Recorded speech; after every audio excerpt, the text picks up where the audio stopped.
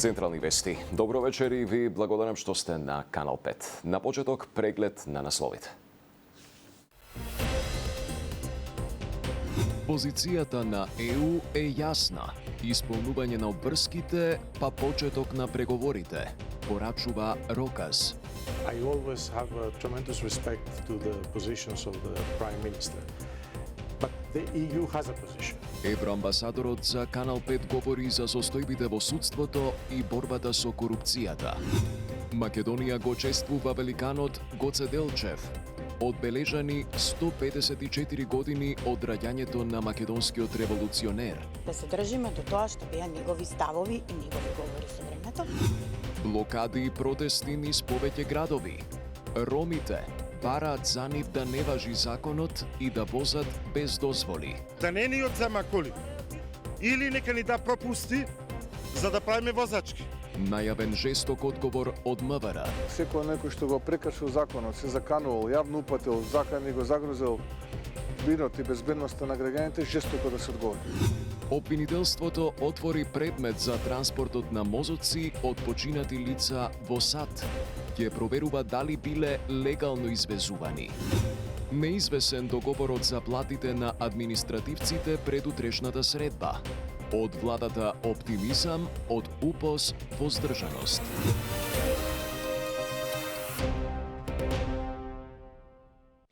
Македонија одбележа 154 години од раѓањето на великанот Гоце Делчев. Централното чествување се одржа во дворот на црквата Свети Спас, каде што се положени посмртните останки на Делчев. Бројни делегации и граѓани преку положување цвеќе му дадоа почит на големиот македонски револуционер. Деталите од чествувањето и дека секој обид да и се одземе слободата на татковината истовремено е обид да и се одземе и душата. А по богослужбата одекна и македонската химна, опевајќи го името на Гоце Делчев. Македонците се борат за своите правдини. Премиерот Мицкоски, која предводеше владината делегација, порача дека споменот на Гоце Делчев и неговото дело остануваат инспирација за идните генерации и пример за тоа како треба да се гради заедничката татковина. На гробот на Гоце Делчев денеска се поклонија и голем број граѓани. Денеска сум тука за да дадам почит на Гоце Делчев. Ние треба на вистина да се држиме до тоа што беа негови ставови и негови говори со времето. Значи треба да нашите млади деца да ги научиме повеќе да го почитуваат. И ликот и делото. Делегацијата на СДСМ ја предводеше генералниот секретар Александар Димитриевиќ, додека председателот на партијата Венко Филипче преку социјалните мрежи порача во време кога државата повторно се соочува со сериозни предизвици, да не дозволиме националните интереси да бидат заложник на дневна политика. Мирно, без провокации и без организирани посети од Бугарија, помина овогодинишното чествување на 154-та годишнина од раѓањето на големиот великан и револуционер Гоце Делчев. Овде во црквата Свети Спас, каде се неговите посмртни останки, свежо цвеќе денеска положија бројни делегации. А во чест на денешното одбележување, Државниот архив објави автентичен и оригинален документ, напишан од самиот Гоце Делчев. Бизнисменот Крмзов седна на обвинителна клупа, заедно со уште 9 лица обвинет за даночна измама. Обвинителен акт само за еден данок, само за ДДВ, а не за данокот за добивка.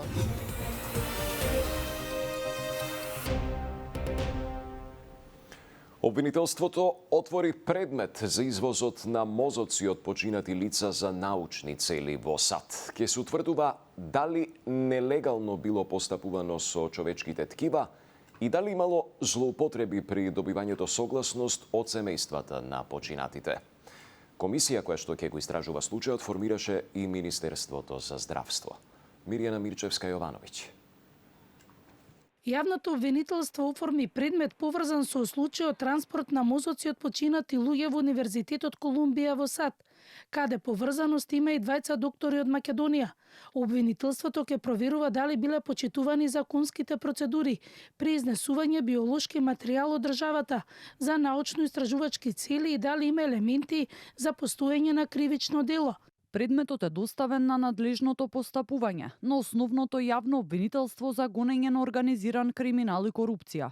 Тоа треба да преземе действија на прибирање официјални информации од надлежните органи, институции и здравствени установи, во насока на утврдување на евентуално нелегално постапување со човечки ткива и биоматеријали, пропусти или злоупотреби при добивање дозволи и согласности. Во меѓувреме и Министерството за здравство формираше работна група, која ќе го истражува случајот. Министерот Алиу на пресконференција објасни дека предметот е стар 30 години и треба да се истражи архивата, за која во тој период имало обврска да се чува само 15 години. Министерот Алиу не верува дека би имало пропусти од страна на сериозна институција како Универзитетот Колумбија. Исто така и двајцата професори Дума и Росуклија рекоа дека сите процедури при нивното истражување биле почитувани. Малце би имал дилеми дека има злоупотреби. Институцијата од другата страна, значи се работи за универзитет кој што е престижен универзитет, кој што има име.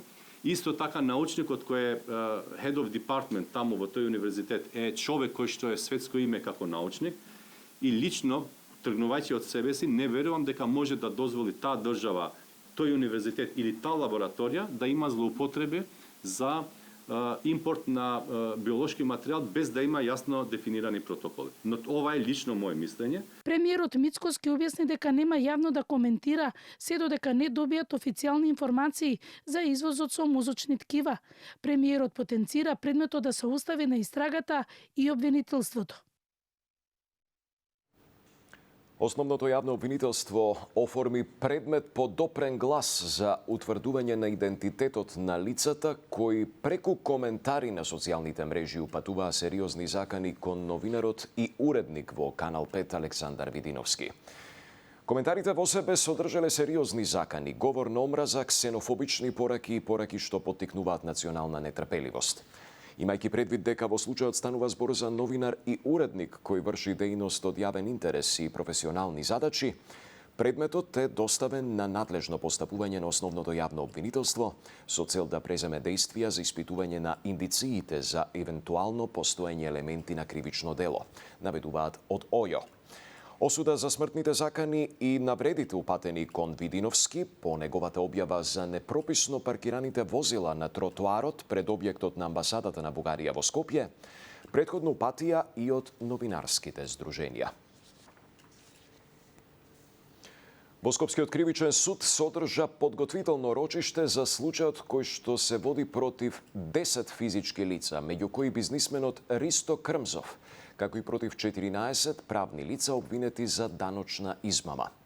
Според обвинителството, незаконските активности се реализирале преку фиктивни договори, манипулации со ДДВ и продажба на недвижности по нереално високи цени, со што од Управата за јавни приходи бил исплатен незаконски поврат на ДДВ во износ од околу 22 милиони евра. Следно рочиште е закажано за 25 март, кога обвинителството треба да ги даде во ведните зборови. Одбраната смета дека обвинителството не располага со доволно докази. Обвинителството и сите истражни органи, веќе тоа го повторуваме, сами си вадат фрази, како да кажеме, или фрагменти или аргументи, како сакаме да ги наречеме, и се толкуваат само тој данок. И за прв пат сме чудо невидени, обвинителен акт само за еден данок, само за ДДВ, а не за данокот за добивка, да персонален данок и сите останати, кои што произлегуваат од истите тие документи. Неизвесен договорот за платите на административците пред утрешната средба помеѓу владата и УПОС. Мицкоски е оптимист дека ќе биде постигнат договор, а од синдикатот се воздржани. Во меѓувреме од ССМ доставија и предлог иницијатива до Собранието за намалување на платите на функционерите за 40%. Сандра Спасовска. Синдикатот на УПОС воздржан, премиерот оптимист. пред утрешната средба на која треба да се договорат околу додатоците и платите на административните работници. Од УПС не се откажуваат од своето барање, а тоа е почитување на општиот колективен договор и додатоци на плата во висина од 30%. Премиерот Мицкоски од друга страна пак вели, тој колективен договор е истечен и додека да се договори нов, предлогот на владата, административните службеници, освен усогласувањето на нивната плата со растот на минималната, да добиваат дополнителни 8% годишно, според него треба да се прифати. Веќе имаме став, меѓутоа треба да се доизнесат уште неколку синдикални организации за ставот што треба да го предочи синдикатот на УПС на државната средба со премиерот. Нашите мислам дека е многу јасно, ова е наше барање на синдикатот на УПС од 2025 година, исто време оваа година кога го протестиравме, чекаме само премиерот да видиме дали ќе го прифати нашето барање. Па очекувам да излезат од партиската преградка тие неколкумина во раководството на Сојузот на синдикати и да се договорат со владата во интерес на работниците, односно во интерес на административните службеници, бидејќи уште тие, како што многу пати кажа во минатото, што тие 7700-7800 наши колеги немаат со владата договорен колективен договор, сите останати имаат. Во меѓувреме Сојузот на синдикати до Законодавниот дом достави иницијатива со која бараат намалување на функционерските плати, односно коефициентите да се намалат за 40%, а како основица за нивната пресметка, наместо просечната да се смета минималната плата. Бараме веднаш иницијативата да усвојат, имаат време до вторник кога е веќе закажена седница на собранието да стават и европско знаменце, имајќи во предвид дека законскиот текст кој се бара да се измени не е од обемен карактер и не предизвикува финансиски импликации доколку него направат тоа. Како што кажавме, истата иницијатива со 10.000 потписи од 10.000 работници ќе ја доставиме до собранието. Дополнително од синдикатот уште еднаш денеска го повторија своето барање и за минималец од 600 евра и раст на останатите плати за 100 евра. За таа цел во вторник ќе ги блокираат влезовите на собранието. 2 дена подоцна блокади ќе има и пред Стопанската комора, а на 17 февруари најавија блокада и пред владата. Зголемувањето на минималната плата ќе биде голем удар за занаетчиите и може да доведе до затворање дуќани и отпуштање работници, реагира од Сдруженијето на занаетчии. Се осети највеќе удар, бидејќи тие не ќе можат веднаш да се прилагодат на зголемување на минималната плата, со тоа тој удар ќе го почувствуваат граѓаните, бидејќи производите и услугите ќе мора да ги покачат. Ако веќе платата зборуваме за приближно 50% на покачување, во тој случај ќе мора и производите веќе веднаш да бидат покачени. А тоа реално ќе дојде до отпуштање на работна сила, бидејќи во таков брз период без анализа ќе биде удар за нечијата.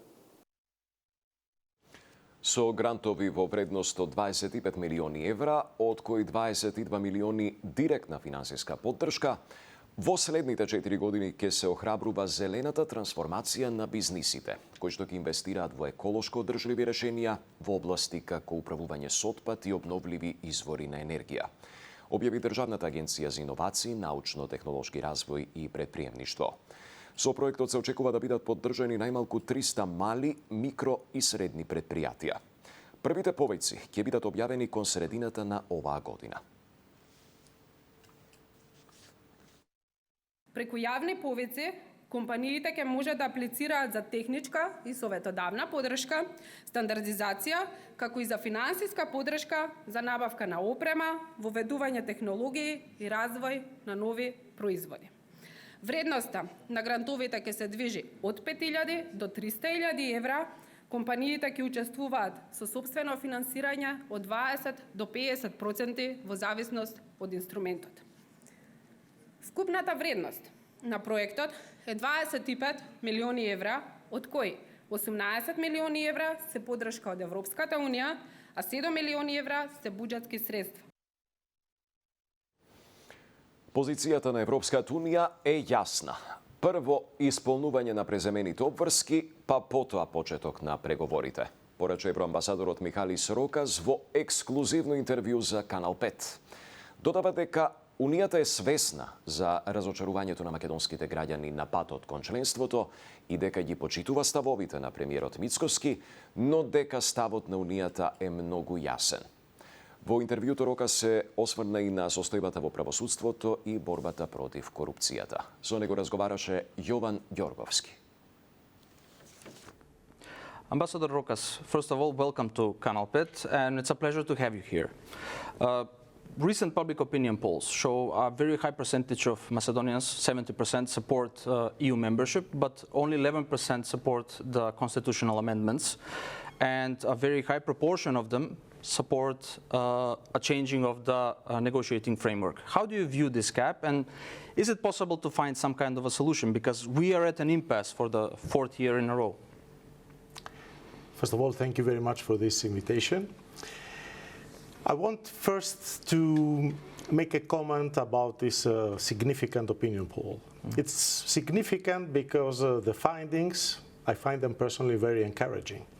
Not only that there is support for joining the EU above 70%, but if you see some qualitative elements, you would see that the youth made the jump of 20% from 60% support a year ago to 80% support, which is quite significant. But also I see that there is a narrowing of gap between party affiliations and ethnic groups. So this is significant. It means that the citizens of the country, they want to see the future of the country in the EU. But I hear There is you a well. gap. There is a gap. There is a Yes. gap, yes. And this is also for us. So opinion polls, professional opinion polls like that are very important for us as institutions, but for the government, for taking the right decisions, opposition, all walks of life. Now, there is a way forward. And your viewers, I'm sure they have heard it before. The EU position is very clear. It has already adopted a negotiating framework and Council conclusions unanimously, all member states, in 2022. So, if these commitments are fulfilled, the EU is ready to start negotiating very fast. We are ready for that, and I think we should not wait any longer. We need to do this critical step to move forward. Yes, but if Macedonia does implement the constitutional changes and it faces another blockade from Bulgaria, what will it mean, not just for us, but for the credibility of the European Union itself? Again, you put the point which it has our full attention and our full understanding. North Macedonia has waited for very long, and it is also, as the opinion polls suggest, there has been quite a lot of frustration in this process. But on the other hand, we have also to understand that we are facing a completely different world, where the EU enlargement, it is a true priority, and it is one of the solutions in the challenges of today's world. It is an investment to our security, prosperity, safety, well-being. And in this process, the Western Balkans and North Macedonia are 100% part of it. I had the honor to welcome all EU leadership in the last year, a couple of times, and they had the same consistent message. The door of the European Union is wide open, and North Macedonia belongs to the European Union. So now it is a moment to see the challenges, be pragmatic, and find a solution for the way forward. And actually, the EU leaders have offered to support any engagement, constructive engagement, trust building between Skopje and Sofia. You've mentioned engagement. Are there any initiatives from the European Union to reopen the issue and for dialogue between Skopje and Sofia? There was a mention like that from the President of the European Council, Costa. Are there any initiatives like that? Well, we have to build firstly on the bilateral engagement of the two countries. And a very good case in point is Corridor 8. Last fall, we had the joint ceremony and signature of the development of the tunnel, cross-border tunnel, rail tunnel. And this this was an area where there was mutual interest and mutual benefit. We have to build on that, and I have to say that this significant event, which was assisted by the two deputy prime ministers, it was welcomed by all EU leadership. So we are there to support any future positive initiatives that are coming, ideas. I asked you because Prime Minister Mickoski recently said that there will be no constitutional changes without two conditions. For Bulgaria to respect the rights of Macedonians in Bulgaria and for guarantees. Do you have an understanding for those positions as a European Union? I always have a tremendous respect to the positions of the Prime Minister. But the EU has a position. Yeah. And this position is quite clear. I don't want to repeat it, and I think, as I said, your viewers know. The issue is now that we need also to understand in what world we are all living. And I will mention that again because it is, we are in a geostrategic upheaval. We are in an era of unpredictability. We are in an era where trust is in deficit. And for this country, who has been the most credible and trusted partner throughout the years, despite the frustrations? The European Union. We were there, and now it is the moment that the European Union, and I think the Western Balkans, Europe as a whole, needs to have a collective answers to the fundamental challenges that they are put to it, whether security, prosperity, IT, competitiveness, all that. And already we see it with our initiatives. President von der Leyen was recently here and announced an AI investment here. We also opened our internal market for the first time. These are things that they did not exist for previous candidate countries that they became members of the EU. So things are changing dramatically. We have a position, and we need to find a swift way forward. What creates a certain frustration among Macedonian citizens is the case of Ukraine and Moldova. For both countries, at least one member state is against them joining, but the European Union is trying to find a solution to that obstacle. Why don't we see such dedication in our case? Again, I would not agree with you, because the EU leaders, as I said, that I had the honor to welcome, they all came here and they showed all the possible support to the integration. But you understand that it's a general opinion that the European Union is actively engaging for them to join, and there's a... Okay, but then for your view, I get your point, but also for your viewers, we need to also understand that the war against Ukraine, it is an existential issue for the European Union. And obviously now, there are shifts every day. We need to see, first of all, if there's going to be a peace agreement, what are going to be the security guarantees, because we need to get the answer to this terrible war which our Ukrainian fellow citizens, they suffer every day. It's not just a just solution, a solution that will preserve Europe's safety and security for the future. Therefore, it is an attention there, but it is not to the detriment, because to the detriment of the Western Balkans.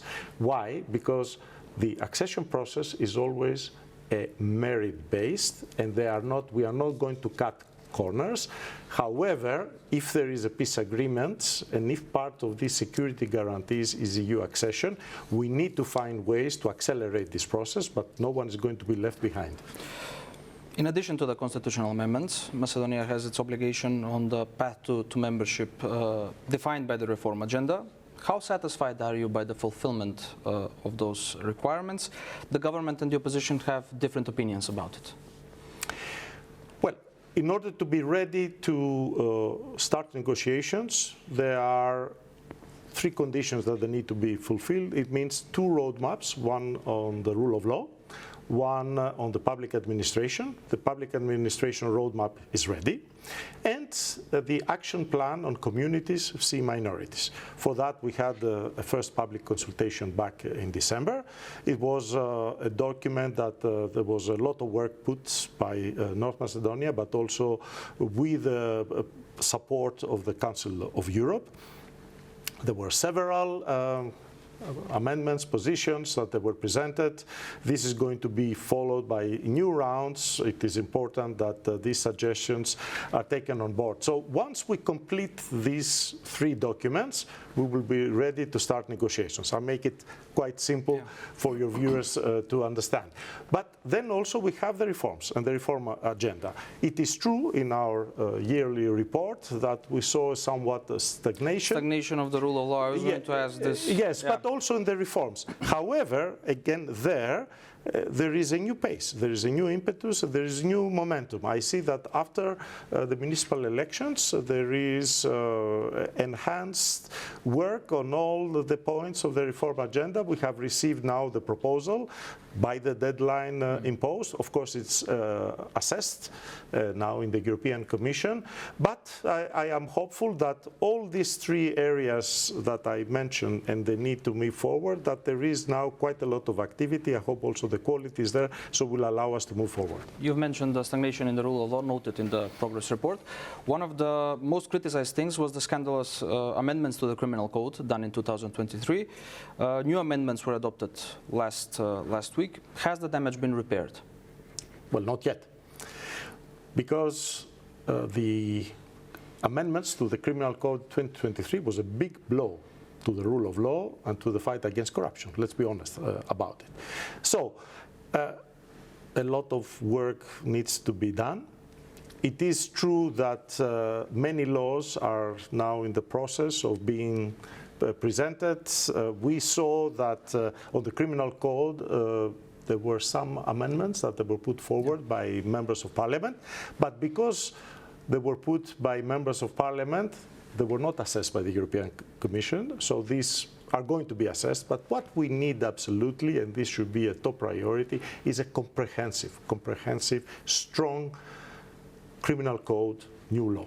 The reform agenda also envisages an increase in the budget for the judicial and for the judiciary and the prosecution, but the government believes that they do not deserve it and has announced that they will open a dialogue with Brussels to convince you to correct the percentages.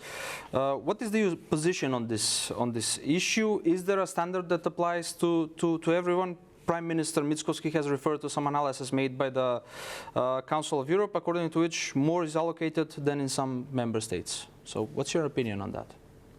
Well, from our side, what we say, it is that North Macedonia needs to fulfill the financial support to the judiciary as it is enshrined in its own constitution, because it is in the constitution, in the laws of the country.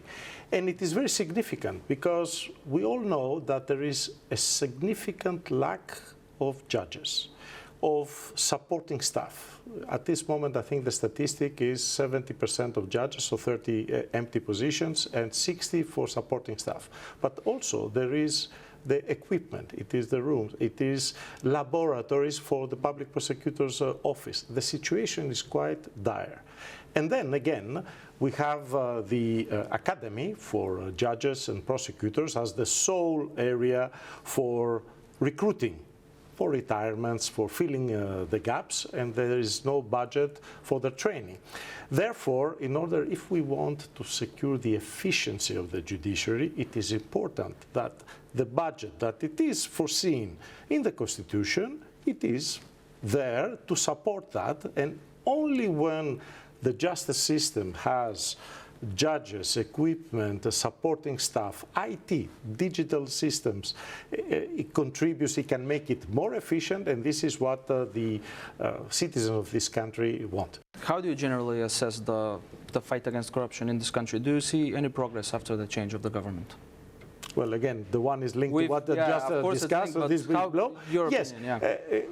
Obviously, this is also, there are signs that things are moving ahead, because we need, on the one hand, we need the right laws, and there are many that they need to be implemented with regard to the judiciary. But also, I participated a couple of days ago to the inaugural session of the National Council on the financial investigations and asset confiscation. I heard the speeches from the Prime Minister, Deputy Prime Minister, various ministers. They are all all in the right direction. I also had a meeting 2 days ago with the new president of the State Commission on fighting, on preventing corruption. That was also very encouraging. I mean, it means that there is a very good work plan, a good agenda, but obviously we need to wait and see the results. The main headlines in Macedonia for the past week were about the blockades by the transporters at the border crossings. The European Union has changed their status, but the solution is still being sought. Do you expect there to be any relief for the transporters by April, and will there be a concrete plan, since the announcement was search for pragmatic solutions? Yeah, definitely. First of all, just a small footnote. There's no real change of the rules, just the system. The rules are the same, especially 90-day stays in an 180 period. However, what it changes is that the system becomes digitized, and this is for obvious reasons of security and safety, and I think nobody can argue against it. That said, this is an important problem, and it has our full attention. Yesterday, it was organized a meeting with various ministers of all the Western Balkan countries and the EU Commission.